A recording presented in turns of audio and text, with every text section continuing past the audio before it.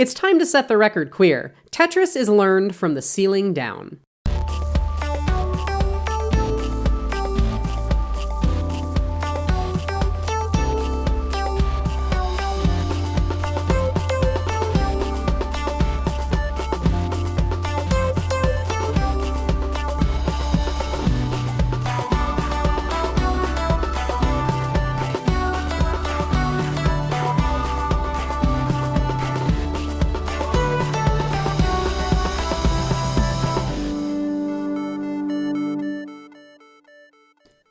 Welcome to Setting the Record Queer, a podcast where queer people talk about the pursuits and communities they love. This is episode 27, and it's about Tetris. My name is Alexis, my pronouns are it, its, and she, her, and I'm one of your hosts. My name's Kaylee, my pronouns are she, her, and I'm your other host. Hey Alexis, we're back from New York City, a distant We're back trip. in the city, and by back in the city, I mean back from the city, actually. Back in a city in New York. That's not the city in New York. Yeah. We went to the city, and now we're in a city, specifically Rochester, which is not New York City, despite being a New York City. We went like an hour out of our way to take that picture for the last episode. Yeah, that we literally sat on the subway for a solid like 30 minutes each way, and then walked like 10 minutes to get that picture. So I hope it was worth it for y'all, and if your brains hurt from our explanation of the difference between a city in New York and the city in New York, aka New York City, that's about how much our feet hurt over the weekend from all of the walking. Oh my god. I'm still recovering, and I walk 50 minutes a day for classes. I think we walked about 8 or 9 hours a day for that trip. It was a lot. It was good, though. It was a whole lot. We had a really good time. We sort of joked that this was going to be our honeymoon because we were just going because Kaylee had a doctor's appointment. And then it ended up being unironically a great honeymoon. So that was cool. Other than that, now that we're back, settled back in, I'm still walking all over the place because I have classes. Kaylee doesn't have to anymore though, which is, yeah. Last night we had our first raid night with our static raiding group in Final Fantasy XIV. Just 8 of us from our community. We took on Titania Extreme, the first Extreme trial from Shadowbringers. We conquered it in an hour and 50 minutes, which I was not expecting. I was a vet of that trial. I did it with some other friends a little while back. About half of our party is vets and half is newbies. But yeah, we conquered it and I had a great time. I think the only other thing we've been up to is we've been playing a new release called River City Girls. It's a lot of fun. It's so good. It's River City Ransom, generic beat 'em up, except it's about 2 cute girls instead, and the tone of the game is perfect. Everything about all of the dialogue, all of the moves, everything is just so fun. It doesn't take itself seriously at all. The character that I'm playing as, literally, her directional heavy is to dab. And that can just send your enemies flying, and it's beautiful. We didn't have internet at the time, but we need to remember to post the video we took where I died in the game, and Alexis ran over to save me, but instead of healing me, she accidentally dabbed off the edge, and we both died. That's not what happened. That continues to not be what happened. Well, we'll put the video up, and we'll see what had happened. What actually happened was I accidentally did the, I believe it's actually a volleyball save, because another thing about my character's moveset is that she has a bunch of volleyball-themed moves. Volleyball save, which is my sprinting heavy. And yeah, I just dove right off of the edge of a building instead of saving my wife from death, so that's cool. But hey, speaking of video games, that video game didn't have enough blocks that fall from the sky and then get rid of rows of blocks. Do we have someone who knows about that type of video game? Something like, someone who knows a lot about, I want to say something like maybe something that's like Columns or Puyo or something, but not those games. Possibly Pyramid? Possibly Pyramid. Oh, yeah, that's the one. It's Pyramid. Hi, Enchantress of Numbers, who is a Pyramid Grandmaster.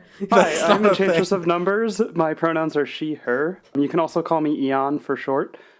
And yeah, I play Pyramid. Side note, don't play Pyramid.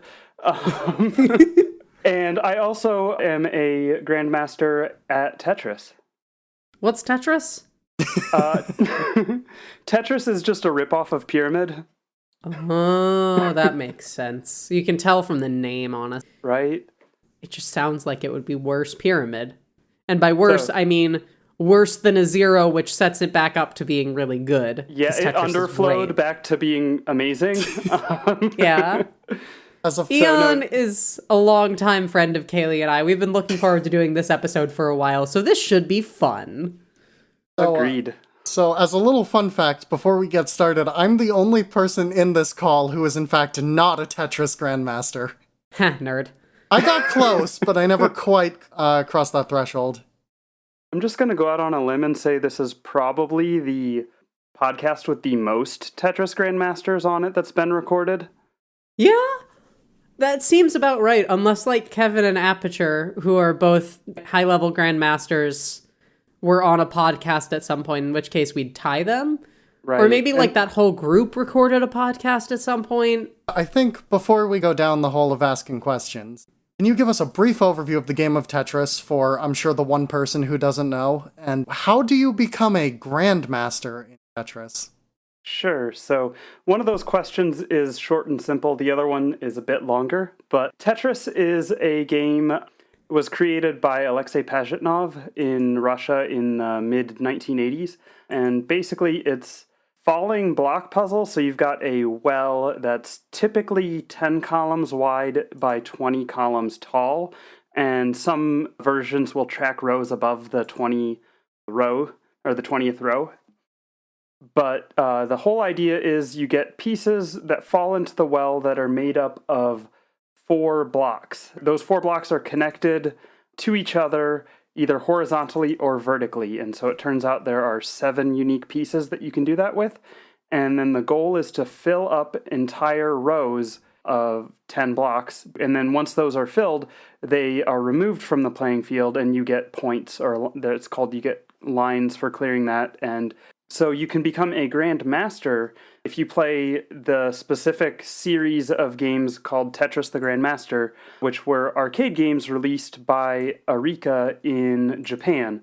Basically, the games track how well you play, and if you play, clear enough Tetrises, get enough points, and do it fast enough, you can achieve a Grandmaster rank, is the short answer there.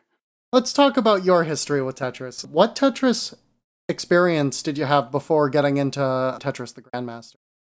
Oh, goodness.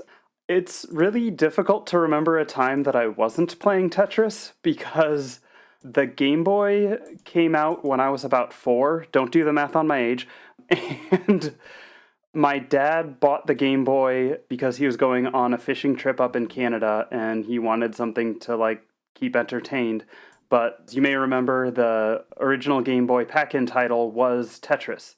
And so I played that game for probably, close to 20 years before I played really any other Tetris game. Occasionally I would play the NES Tetris at a friend's house. Then I discovered a Tetris game called Lockjaw, which you can't really get anymore. It got a cease and desist. But that was a PC one, and I did 40-line sprints and stuff like that on there. And then I switched over to Nulpomino and did a lot of 40-line sprints on there. I got my time down to 49 point something seconds. So not great, but pretty decent, I would say. And then I actually discovered Tetris the Grandmaster when I was in college. I saw videos about it on E-Bombs World, if you remember that.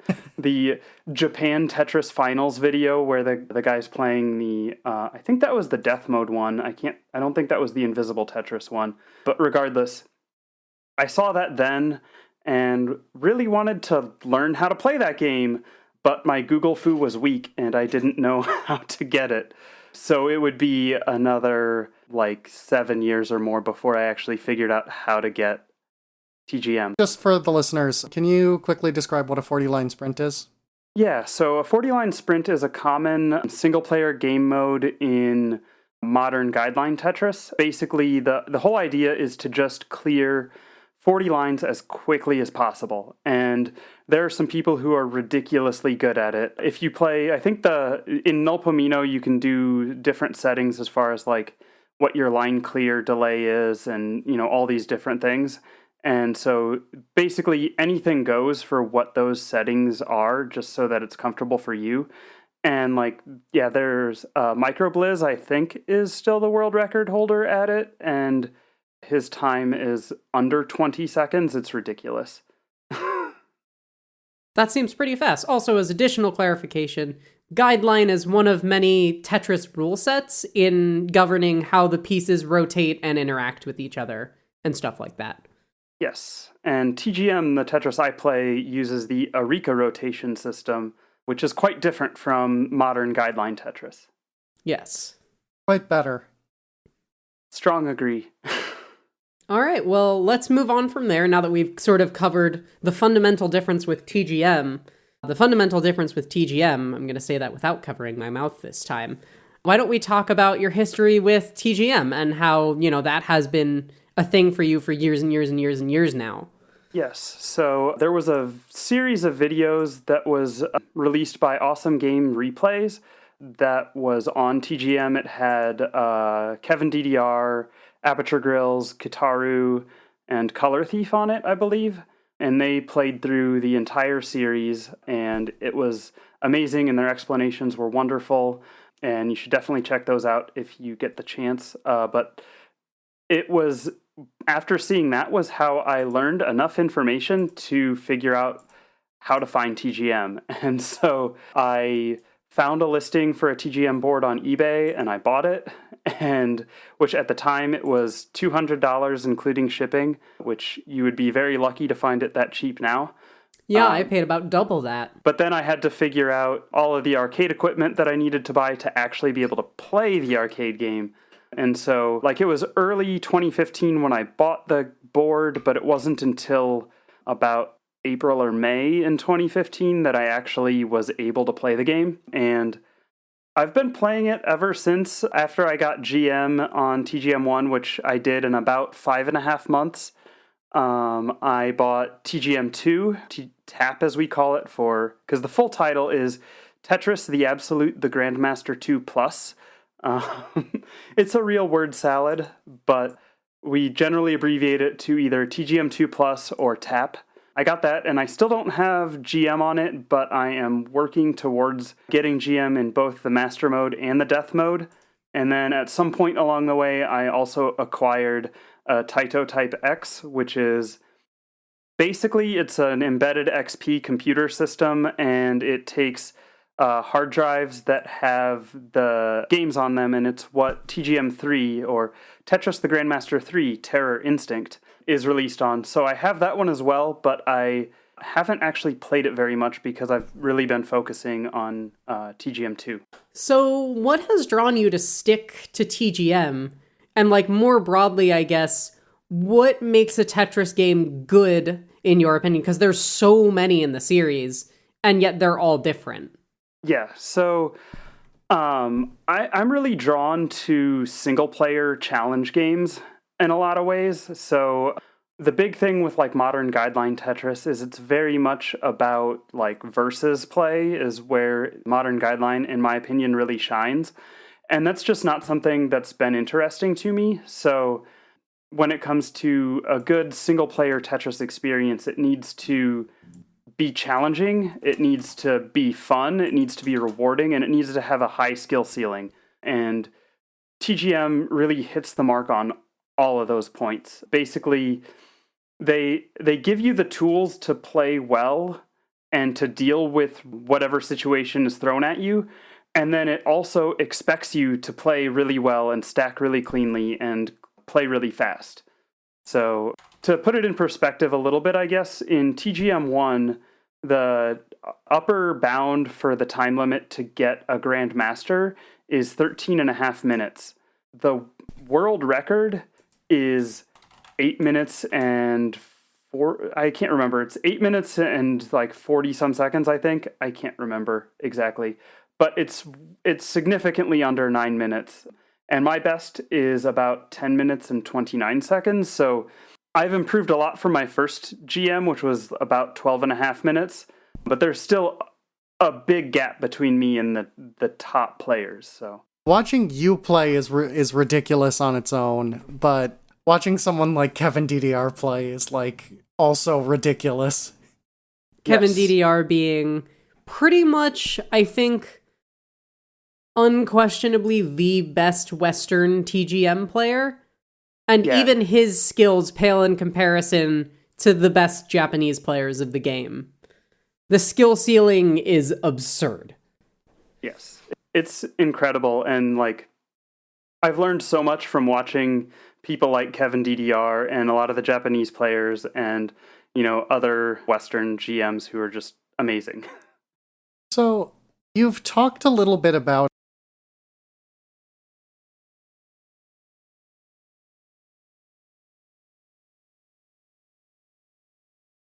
that you're going for a tap GM.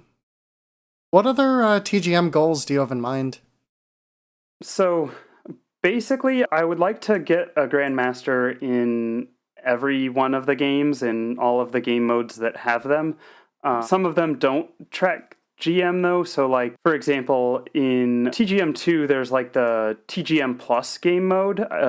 It's really just clearing that game mode. Or in TGM3, only the master mode will give you a GM, but there's the Shirase mode, which is a very, very fast and ridiculous game mode. It starts out at instant gravity and gets faster, and then at 500 levels, it starts throwing garbage at you coming up from the bottom, and then from level 1000 onward, you have bracket blocks that are monochrome, and it's just ridiculously fast. Like at level 1200, it's almost unplayably fast, and the top grade you can get in that one is an S13. So like I'd like to get an S13 in that one since I can't GM it.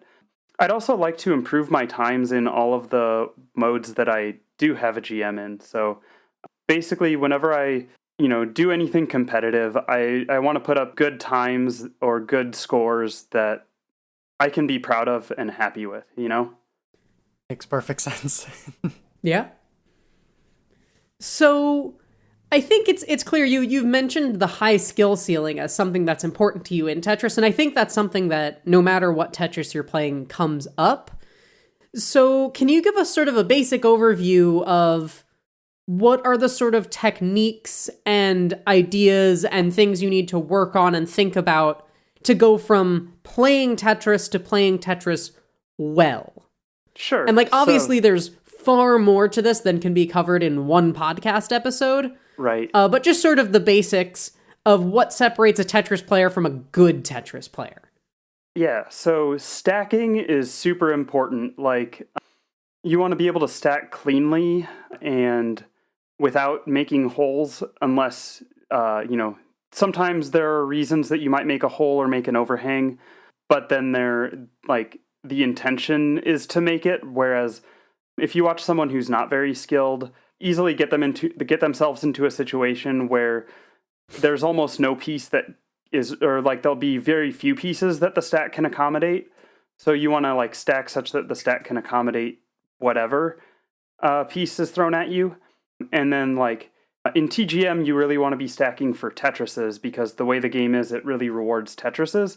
If you're playing, modern guideline Tetris, you need to be able to stack for T-spins and combos and stuff like that because those are what are rewarded in modern games. So those are the big things, as well as just being able to make the decision quickly about where to place the piece, where to put the block, as they say, and don't second guess yourself. And yeah, I had something else and I forgot it. So.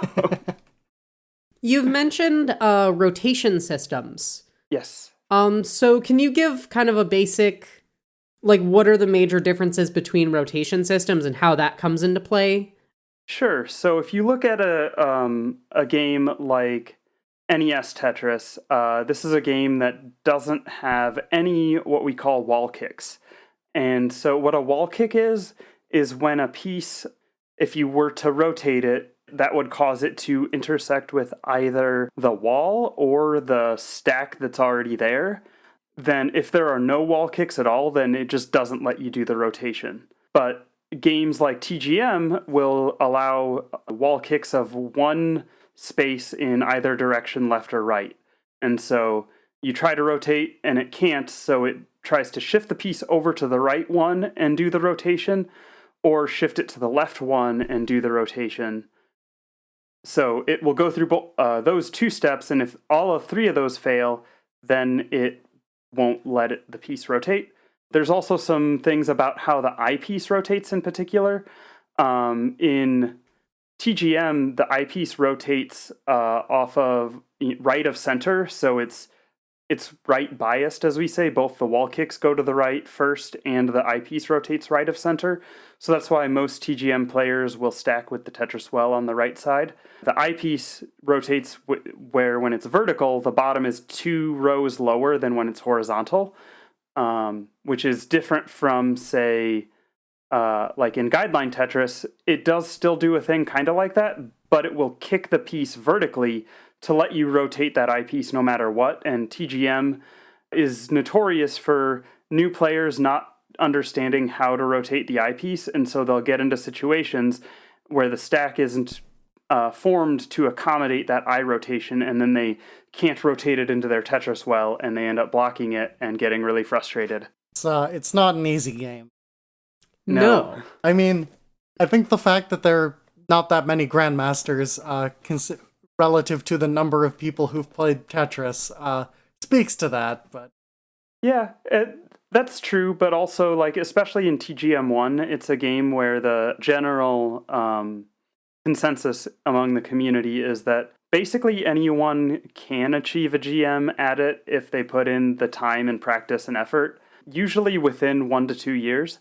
I've known people who have taken, 2 months to get a GM, and then other people who have taken over 2 years to get a GM, and honestly, the amount of time it takes you to get that first GM is no real indication of your true upper limit of skill at the game, so... Yeah, my first GM took me about 10 months, for just a little bit of perspective there, which is supposedly pretty average, but I'm also kind of bad at Tetris, so...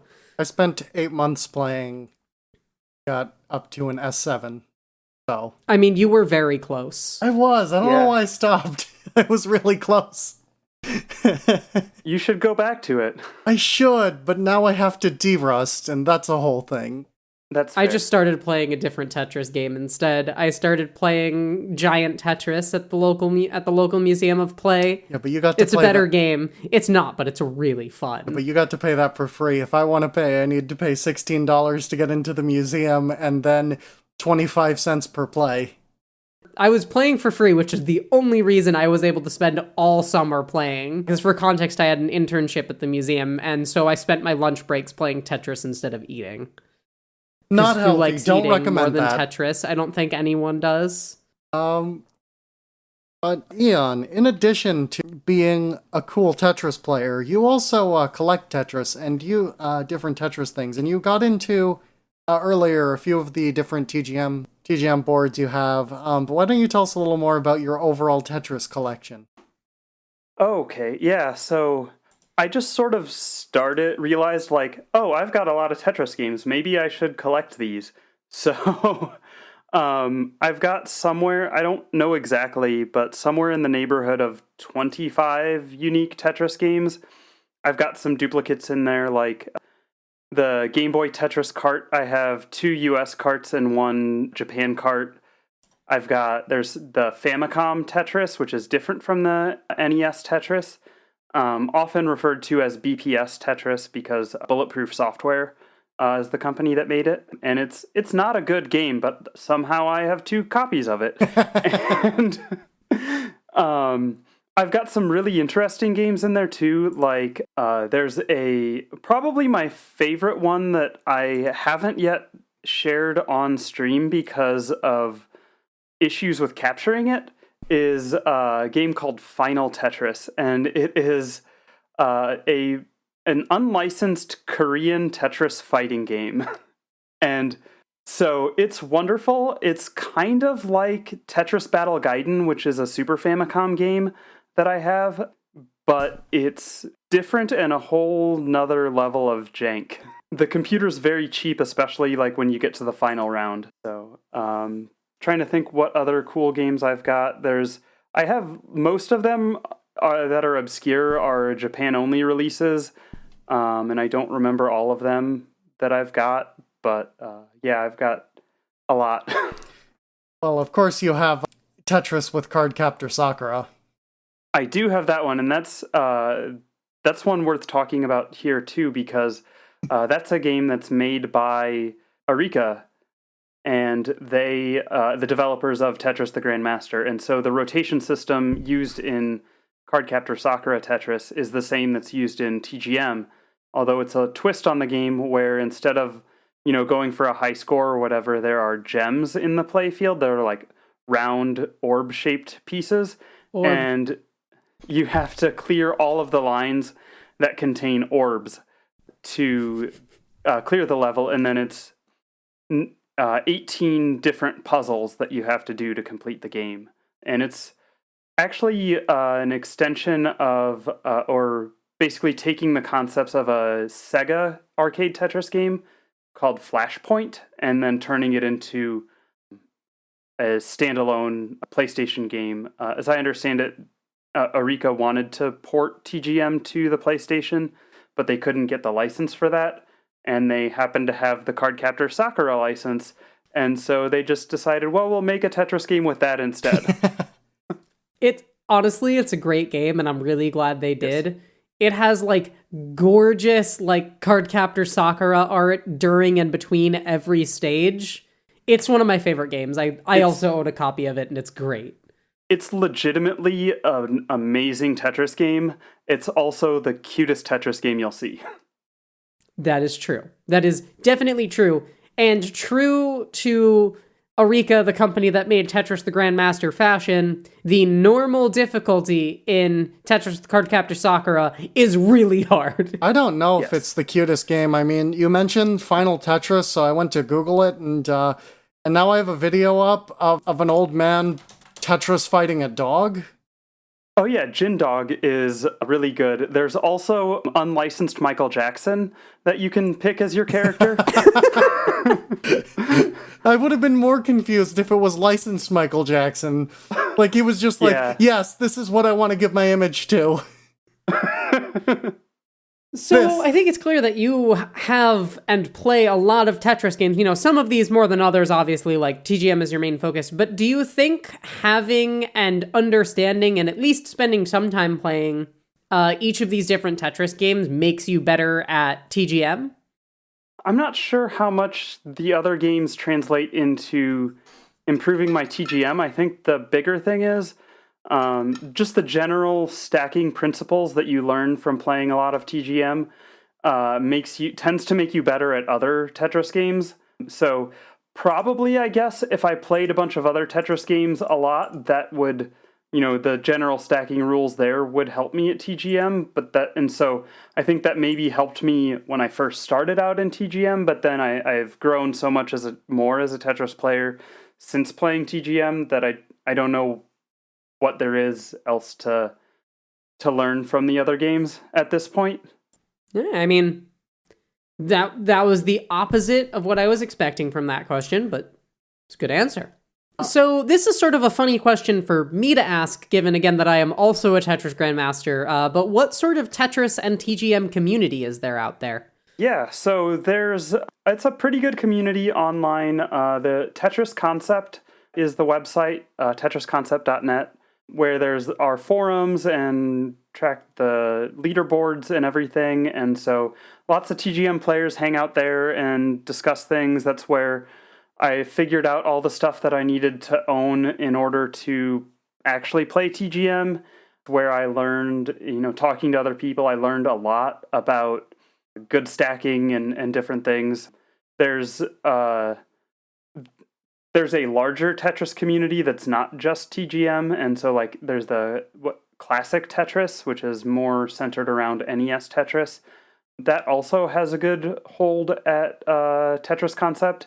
And then the other main Tetris website is Hard Drop, and that tends to be more centered around modern guideline Tetris, as well as Cultress 2, which is a versus Tetris that's, I don't quite understand it, but it looks like neon lights playing Tetris. It's kind of neat.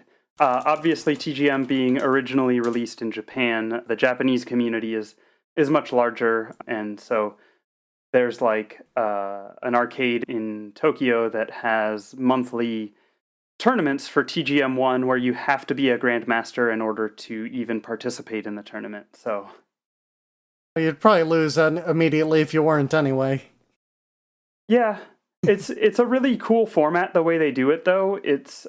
They do handicapping on your start times based on what your PB is. So the way to win is by playing close to your PB and not by being the fastest overall. And so anyone who enters, as long as they're relatively consistent at completing the game, has a shot at winning. So that is really... yeah. Can you tell us a bit about being queer in the Tetris community and how queer-friendly that community is? I know the answer, but I'm not gonna... I'm gonna cheat because Alexis and I both know this already. Kaylee and I are stand-ins for uninformed listeners, even when we're not. I mean, usually we are. This is one of those rare cases, though.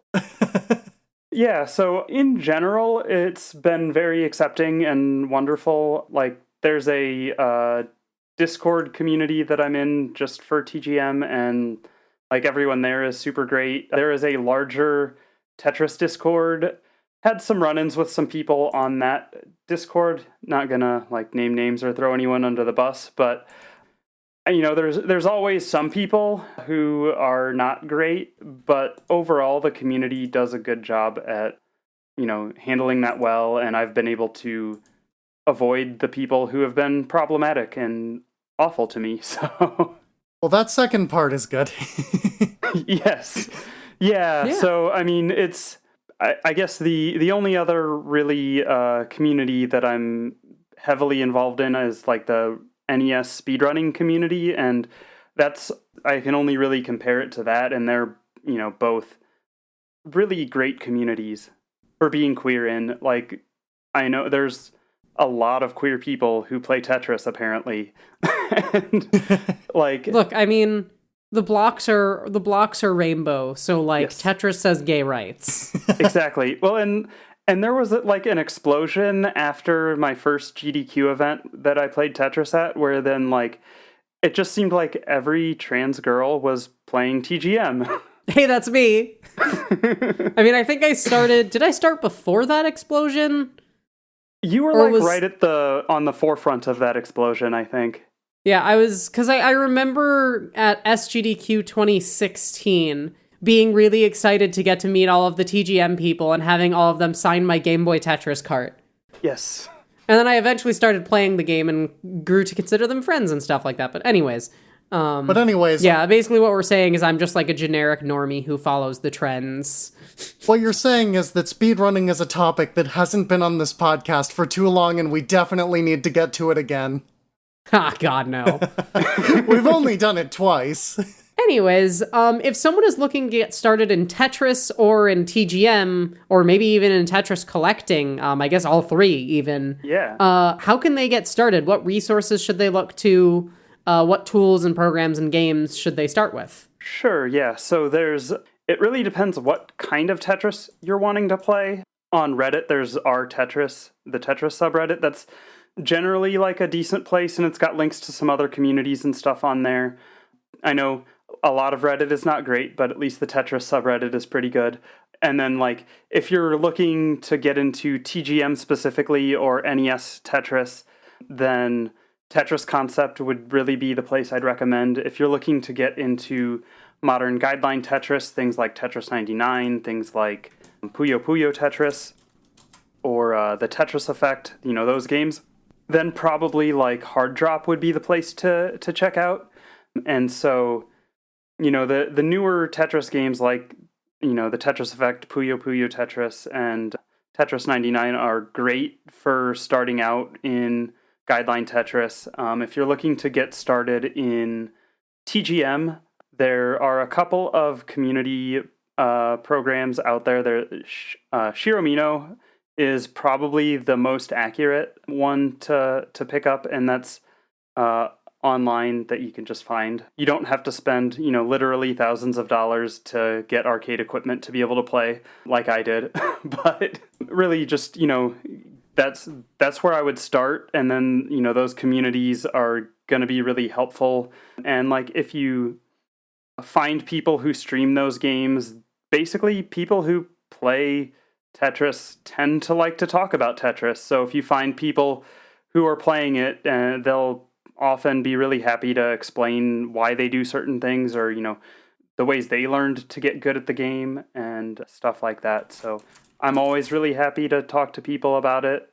Like, I've written a whole, resource thing. It's pinned on a couple Discords about how to get started in TGM specifically. Like, there's a guide, tgm.tips is where you can get to it, and it's a wonderful resource explaining basically all the things you need to know in order to become a Grandmaster at TGM. And so, yeah. What things are you, what things do you have coming up? Anything special with Tetris, or just in general?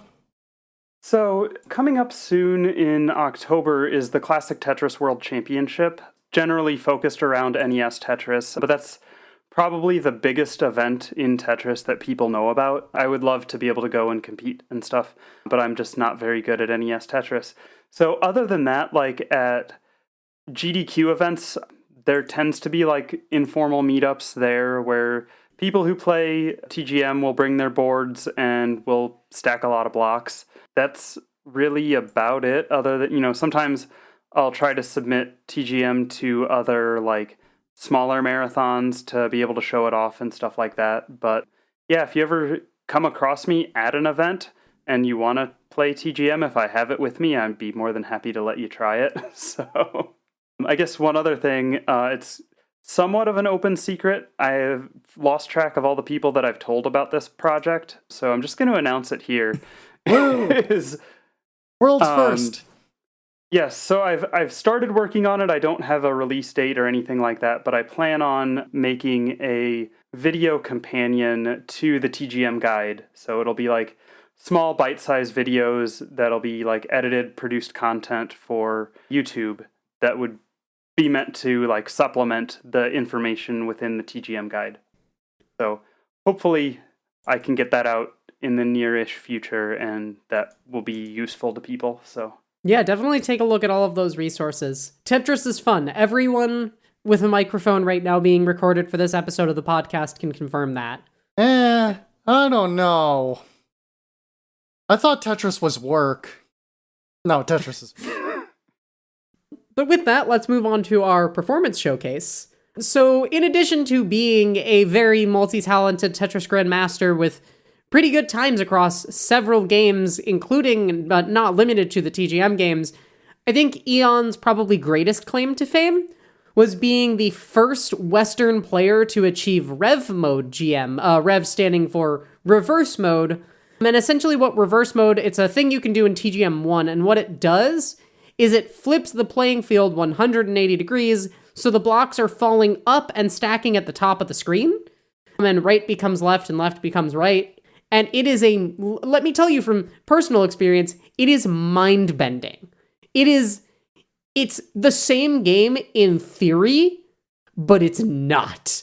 In the show notes, you'll find a link to Eon's Rev Mode GM, and just watch the blocks fall upward and just be in awe. Because if you're not in awe, you don't appreciate how amazing it is. We're not gonna edit the sound effects into the podcast or anything, because there's not much on the audio side of this, at least without the video, so you're gonna have to go watch it.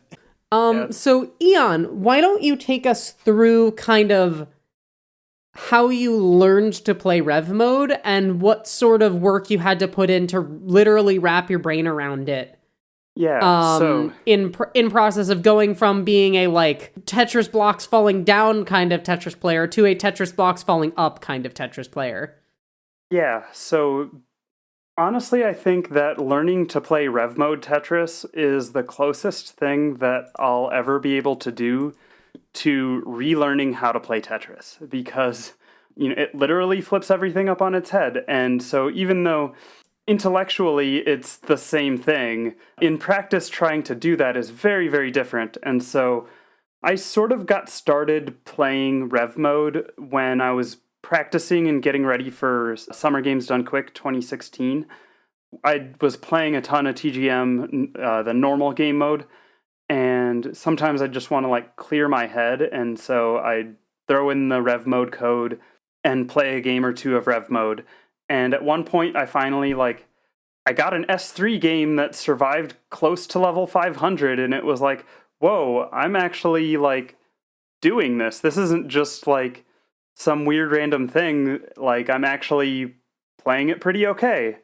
And so then from there, after that event, I started really putting a little bit more time into it, trying to, see exactly what I could do. I had dreams of becoming the first Western GM, but also I knew it was ridiculous. And so I eventually, at Summer Games Done Quick 2017, I was able to, during the submission window, I was able to get a game clear of it, just from basically practicing it a bunch and, watching my videos back and really just trying to figure out how the heck to do this. More or less, I eventually figured it out. And so my first game clear, I think, was an S8 rank.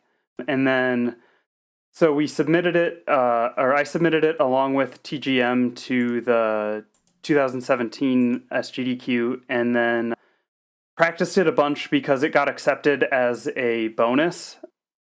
And so sometime between when it was accepted and when the event actually happened, I ended up getting the first GM, and it was like, at that point, I knew it was only a matter of time, but it still is surreal. And there's a saying in the community, when someone gets their first GM, is enjoy your day of infinite happiness, because that's really what it is. It's like, I literally had been working towards getting Rev Mode GM for over a year at that point. And so to have all of that finally pay off, and also being the first person to do that outside of Japan, was pretty amazing. What was it like to kind of relearn the process from the ground up? And by from the ground up, I mean literally from the ground up. You see what I did there? Did you get it? Did you get it? You got it. Well, I actually was relearning it from the ceiling down.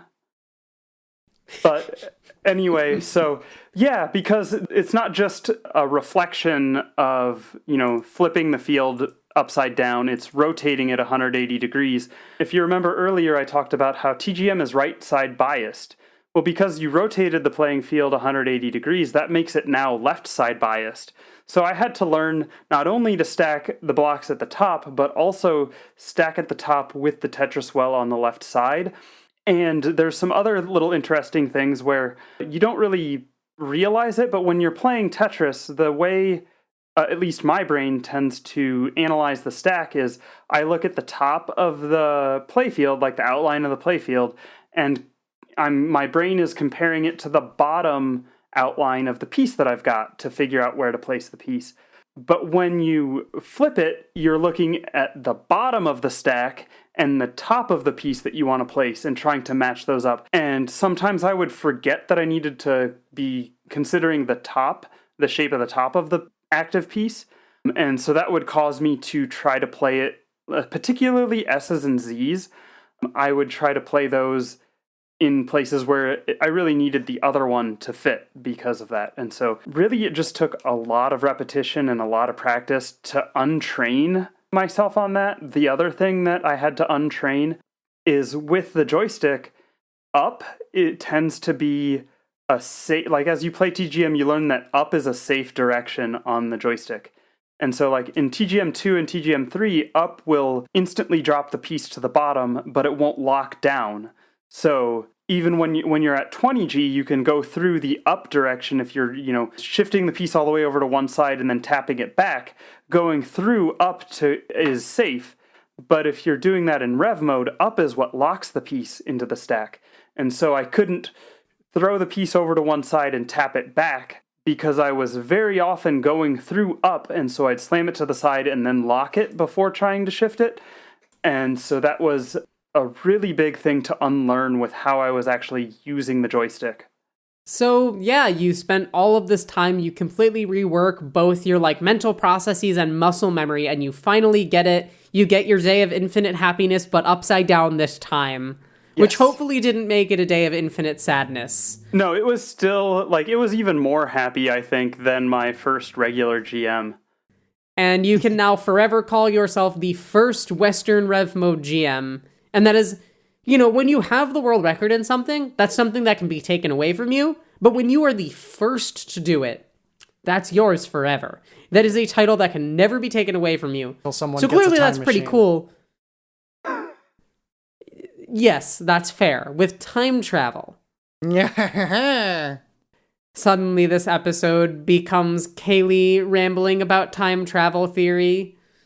I have done that to you before, but no, not on the podcast. She does it a lot, and I love it because I love listening to my wife talk. But anyways, so you do all this, it's amazing. What did you do next? After you got back from Disney World, of course. Right. So actually, my wife and I have this little tradition that started after I got my first GM. Is she takes me out to tacos to celebrate getting a new GM. Tetris tacos. Yeah. So I had tacos and they were delicious. And then basically it was preparing for the showcase at Summer Games Done Quick 2017. And then ever since then, it's just been playing a lot of Tetris. I occasionally will go for some Rev Mode stuff. I would like to improve my Rev Mode time because honestly, I don't think it's very good. But I just haven't put the effort into it because I want to do the TGM2 improvements more. But yeah, hardly a day goes by that I don't play Tetris. So after you got that GM and had your night of tacos, which wife, when I get a GM, will you take me to tacos? Sure. She knows them. I also don't like tacos, so I think that works out quite nicely. What was the next step? What was the next part? Well, really, at that point, I was trying to get more consistent at it because I knew there was a good chance that I was going to have to do it in front of people at GDQ, which the incentive did get met, and so I got to play Rev Mode in front of I don't even know how many people. And then I kind of botched it in the live thing. I don't think I even survived to level 500, which is disheartening considering I had gotten a PB in the practice room playing Rev Mode. So I think it's time we move on to our listener question.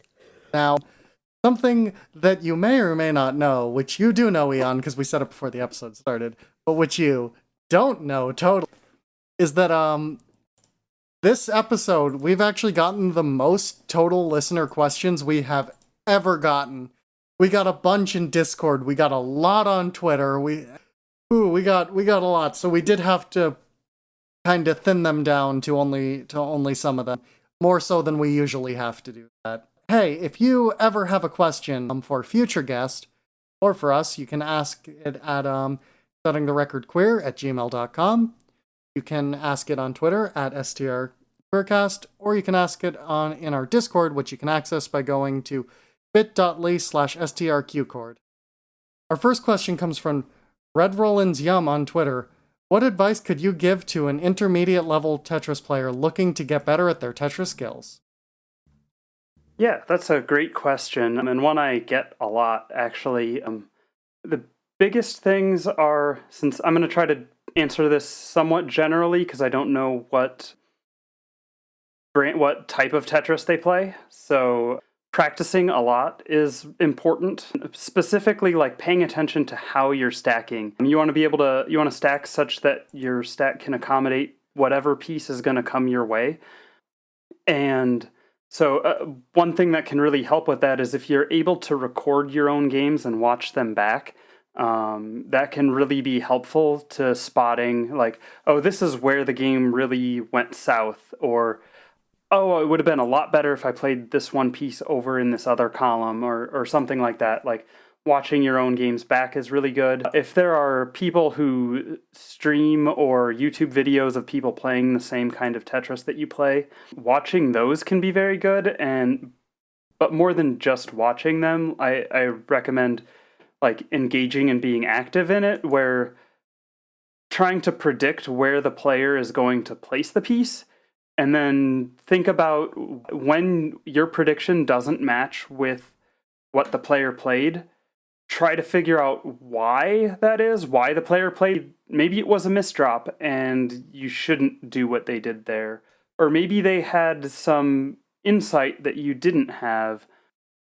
Things like that are important. And sometimes it could be like a stylistic difference where they may play somewhere that fits their play style that doesn't really fit your play style. And that can be okay, but just trying to understand why people play the game differently is important to then being able to figure out how to improve yourself. And yeah, I think those are the big things. Also, if there are, communities like Tetris Concept or the TGM Guide or Hard Drop or whatever, like any communities or resources like that are available, reading those, and as particularly with the TGM Guide, it's very dense, so rereading it and practicing it and going back to it and stuff, those are the kinds of things that I would, really recommend. Our next question is from Backwards Flow on Twitter, who asks, do you expect Tetris 99 to stick around as a competitive game, or is it a flash in the pan? Also, as a side note, Tetris 99 was made by Arika, the same company that makes TGM, which is why it's good, probably. Yes. It does use guideline. It turns out when you have a company that knows how to make a good Tetris game, make a Tetris game, they make a good Tetris game. But yeah, so I think Tetris 99 is outstanding, and by all rights, it should be everything I dislike about Tetris, because it's guideline, not Arika rotation system. It is multiplayer versus, 99 people playing against each other, and I tend to only want to play single player challenge games. But even with all of that in mind, like, they somehow made the formula work, and it's a lot of fun. And they just had a recent update, and I've not had a chance to check it out, but they added some new game modes, and there's, like 2 different DLC patches and stuff like that. Like, they're adding a lot of content, which I think is amazing. So as long as they keep doing those kinds of things, I think that it's something that's going to stick around. In a few years, it may only be like that hardcore Tetris people are still playing it, but I think that it's going to be a staple of Tetris for a while, just because it's really good and a lot of fun. Our next question comes from Dijon Ketchup in Discord. Why is Pyramid the best game? And I think this is important to ask, because we did discuss earlier that Pyramid is the best game, but we didn't ask why Pyramid is the best game. Do not play Pyramid. Remember, there are people who love you. So yeah, Pyramid, for anyone who is not familiar, there was a game by developer Seishin. For the NES, it was an unlicensed Nintendo game called Pyramid, and it's basically Tetris, but with triangular shapes. And that sounds like it might not be awful. And like, if you watch videos of my speedruns of it, you might think, oh, this looks like it could be moderately fun. Don't. It is actually awful, and I think the only reason I like it is Stockholm Syndrome at this point. So Okay, but why is it the best game? That was the question. It's not. That's not an answer to why is it the best game? That's not an answer to the question. It is the best game. You must please our listeners, Eon. My answer is no. No bad Dijon ketchup. Funny, that's the same thing I'm now going to say to whether or not we should release this episode. We'll just mash Eon's words together. Let's make sure our editor doesn't forget to mash Eon's words together to make the sentence instead. Because no game nearly comes close. Because no game nearly comes close. Thank you. Okay, we'll release the episode now. Oh yeah, you don't even have to mash it together anymore. And our final question comes from Vintage Hedgehog. Great handle, by the way, Vintage Hedgehog on Twitter, who asks, why are you so awesome? I feel personally attacked. I didn't know I was coming on this podcast to be bullied. This is a gotcha episode. This is an intervention. Oh no. Stop being so cool. I mean, let's be real. The answer to this question is because of proximity to Leo, Eon's dog. Well, Yes, that is definitely the answer. well, here's the thing though. I've known Eon longer than Eon has had Leo, and Eon was still cool back then. Maybe a little less cool, but Well, Big I if mean, true. in Final Fantasy XIV, the flavor text for the Astrologian ability Combust is proximity to a theoretical sun is causing damage, and I feel like we can sort of take that, and Eon had proximity to a theoretical future Leo that eventually became a present reality Leo that was causing coolness. Yes. Science. Unrelatedly, that's my favorite attack flavor description in Final Fantasy XIV. Proximity to a theoretical sun is causing damage is the most hardcore thing I've ever read. well, with that in mind, it's time to move on to our final segment of the podcast, Kaylee's Question of the Week. Now, for those unfamiliar with the section, Kaylee's Question of the Week is, a pretty standard, survey question, the sort of thing that you would, be sent in the mail and be offered to win, a gift certificate to Best Buy if you answer all the questions. Questions like, when was the last time you shopped at Best Buy? How much did you spend on your last trip to Best Buy? Have you accepted Best Buy as your Lord and Savior? Normal questions. See, I feel like you could have just cut the joke at survey you received from Best Buy, because that's a joke in and of itself. Screw you, Best Buy. There goes a potential sponsor. Oh, We no. were totally going to get that Best Buy sponsorship and it's gone. Which Tetramino would you like to see get its own spin-off game and why? Ooh. Trick question, the answer is I want a dating simulator. Could I pick a pentomino? You could, but I'm going to remove Grandmaster from the episode description. We will change it to Pentomino's Nerd. What about the do not play pyramid piece? Again, in that case, I'm just gonna have to remove the episode. So, I think I'm gonna pick the Orange L to be in its own spin-off game, and the game would be platformer with RPG elements, story-based, obviously, and the final boss, of course, would be the eyepiece, because as anyone who's played TGM knows, that is the worst piece because you can never rotate it into the Tetris well. I just want a happy little Animal Crossing-esque town simulator game where you play as the O-Piece, because, the O-Piece gets a lot of hatred, and I just want the O-Piece to go home after the end of a long day of Tetris, and just, come home to their O family, where they live in Owsville, and they've just got a really nice life there, and you just kind of, talk to the neighbors, do some interior decoration, try to make sure you leave enough holes in your wall so the whole thing doesn't disappear. Side note, the O-Piece would be great for a game in the style of Pac-Man 2: The New Adventure. Is that just because it's yellow, or... Because it's roundish? Because yes. I'm not even going to Also- explain this, just go look up Pac-Man 2: The New Adventure. Also, we need more games like Pac-Man 2: The New Adventure. Okay, I'm just going to call the episode here, honestly. Pyramids I bad? cannot endorse this in good faith. You have to say Pyramid's bad, but you won't say the Pac-Man... You gotta throw in the goodness for Pac-Man 2: The Great Adventure. It's a good game, all right? And, it is true what everyone says about the two of you. You're just as nice on the podcast as you are in real life. Is that what they say now? It is. All right, well, I guess there you have it.